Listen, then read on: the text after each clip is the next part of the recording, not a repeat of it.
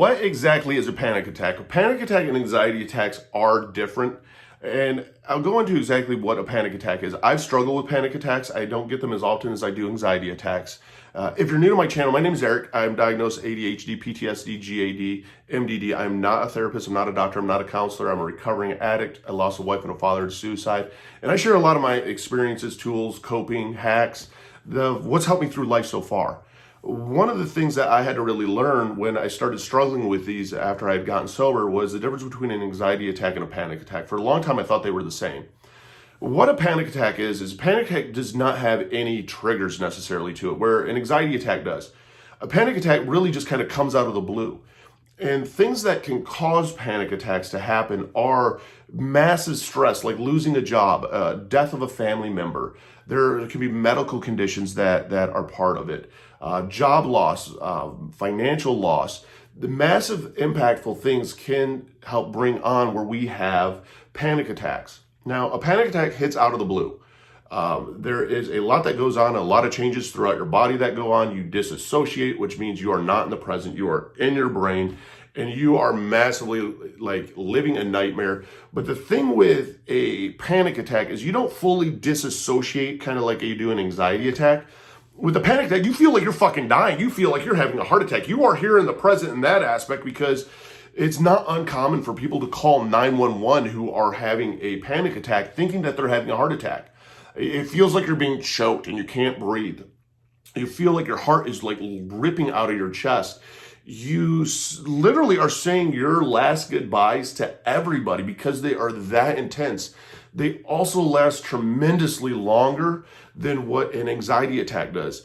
An anxiety attack has never dropped me to my knees. An anxiety attack has never anything that I couldn't ground myself through. With a panic attacks have dropped me to my knees where I'm hyperventilating. I can't breathe. I want to throw up. I'm drooling from my mouth. My body temperature is changing. Hot flashes, cold flashes. I'm shaking. You're literally going through your mind that you are dying. I mean, that's how intense these are. It's like an anxiety attack on steroids. And instead of being over in just a couple minutes, these last tremendously longer. These can last 5, 10, 15, 20 minutes. And you feel like you're dying. You're telling people around you even almost that you're dying and that you think that you're having a heart attack. It is brought on by this massive amount of stress.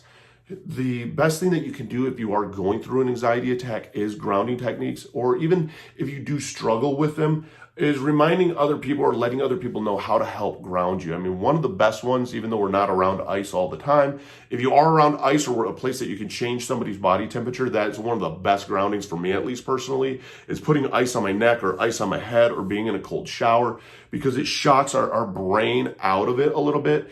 Because we're still in the present, but it shocks our brain to at least where we stop freaking out and amping that up inside of us.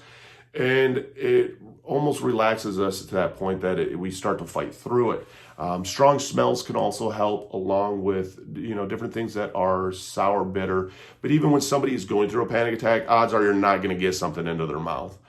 Smells, though, are one that you can smell something like pepper. Smelling salts are one of the best. I mean, if you've never been knocked out in sports, I mean, these wake you back up. That smell of ammonia is that strong that they are something that will help you break through that panic attack. But it is something that is that intense. You're losing muscle control some. Your speech is slurred and you feel that you are dying. So it is a very big difference between an anxiety attack and a panic attack. They're often misused terms.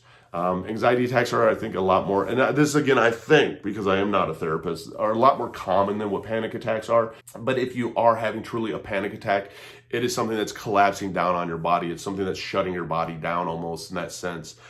If you are, medication is out there even to help. Xanax is one of the medications that I'm prescribed that I do take. It does help, but it does take it a little bit of time for the meds to kick in. It does help, though, calm you down. If you end up going to the hospital, they will let you know. They will actually end up giving you something of a Xanax sort, most likely a benzodiazepam, to calm you down. And it's an expensive bill. It's a learning experience, but it is also okay. You're not the only one struggling, so you have to remember that. but also know what a little bit about what the person's going through that you're with, if you are with somebody that does struggle with these, because you can help them tremendously. You can save a lot of hospital bills. The person's going to fight you a little bit on it because you really do feel like you're dying. You're like, no, I am having a fucking heart attack. No, you're not. The one thing is that you got to remember is your arms aren't going numb like you do with a heart attack, or so there are some differences in those, but it is massively, strongly intense. And if you do get worried though, don't ever hesitate calling 911. It's one of the best resources out there. And if you do, it's a learning experience, and don't beat yourself up if you called 911 on a panic attack before, because it is okay. People do that. It's all right. Trust me. And it gets better. So fighting through that is important. You can do it. You don't have to be a victim to the mental illnesses and stuff that we struggle with. Remember that. Remember how important you are. Hit the like and subscribe button. Comment down below. In the description box is links to all my different social media. There's links to the mental health Discord communities for peer-to-peer support. It's all free. And trying to bridge the gap between a crisis hotline and therapy, of sharing tools, experiences, support, whatever it takes to fight through to the next day. I even have links down below to different things on Amazon, such as fidget cubes, fidget spinners, things that I use in my everyday life that help me fighting off my anxiety, fighting off my depression. I even have a link down below to BetterHelp. Try online therapy. If you've never tried therapy before, try therapy, because it makes a difference. It is groundbreaking. It does change your life. Believe me, I can't stress the importance of therapy.